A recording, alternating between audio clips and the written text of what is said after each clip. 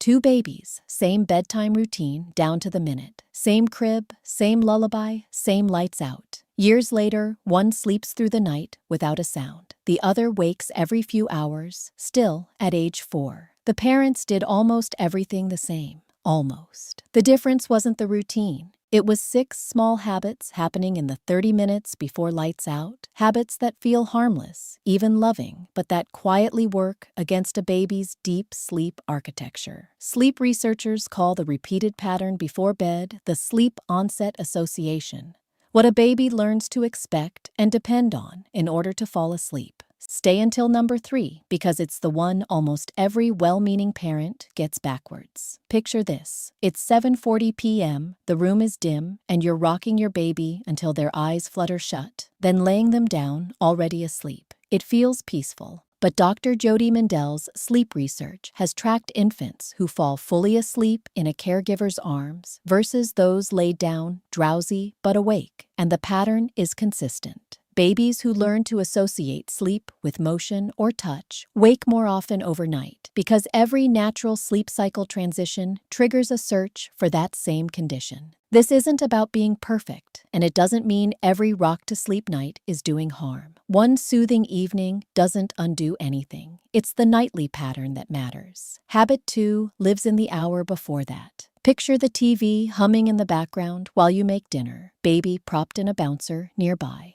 Dr. Nathan Fox at the University of Maryland has studied how infants' amygdala and stress regulation systems respond to overstimulation in the evening hours and found that babies exposed to bright, fast-moving screen light before bed show slower drops in cortisol, the hormone that needs to fall for deep sleep to begin. Their nervous systems are still downshifting long after the TV goes off. This isn't a guilt trip about screens. Awareness is the whole point here, not another rule to get right. Now picture 6:50 p.m. You're finally sitting down to feed your baby after a long day, and you're scrolling your phone one-handed while they nurse or take a bottle. Dr. Rachel Romeo's research on caregiver interaction found that infants who experience serve and return moments, sounds, eye contact, small exchanges, regulate their nervous systems more effectively than those in silent or distracted feeds. A quiet feed isn't dangerous, but an evening feed with zero connection removes one of the last co-regulating moments before sleep.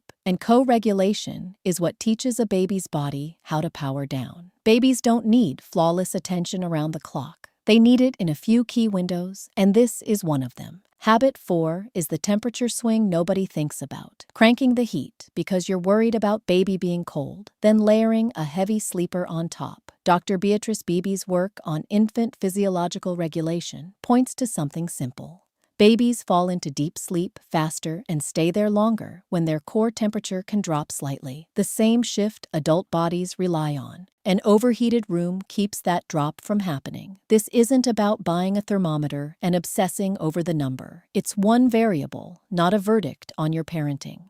Habit 5. The last-minute diaper change. Lights flipped on bright, right before the final laydown. Newborn eyes and older infant eyes both respond to light as a wake signal, and Harvard's Center on the Developing Child has documented how consistent, low-light evening environments support the maturation of a baby's circadian rhythm over the first year. One bright flash isn't catastrophic, but a bright light exactly at the sleep transition sends a mixed signal right when the body is trying to wind down. And habit 6, the quietest one, silence. Total, careful silence, because you don't want to wake a sleeping baby. Dr. Carolyn Rovey-Collier's research at Rutgers on infant memory and conditioning suggests babies who sleep in complete silence become more sensitive to any sound at all, a creaky floor, a distant car, because their systems never learn to sleep through ambient noise. A little consistent background hum isn't neglect. It's actually protective. Here's what this actually looks like in 3 moves. First, notice the moment. Ask yourself, in the 30 minutes before bed, is this dim, calm, and connected? That might sound like quietly narrating, time to get sleepy now, instead of scrolling beside them. Second, keep one thing constant. Pick a single, low-stimulation cue, like the same 2-minute hum of a fan, and let that be the signal every single night, instead of changing the routine based on how tired you are.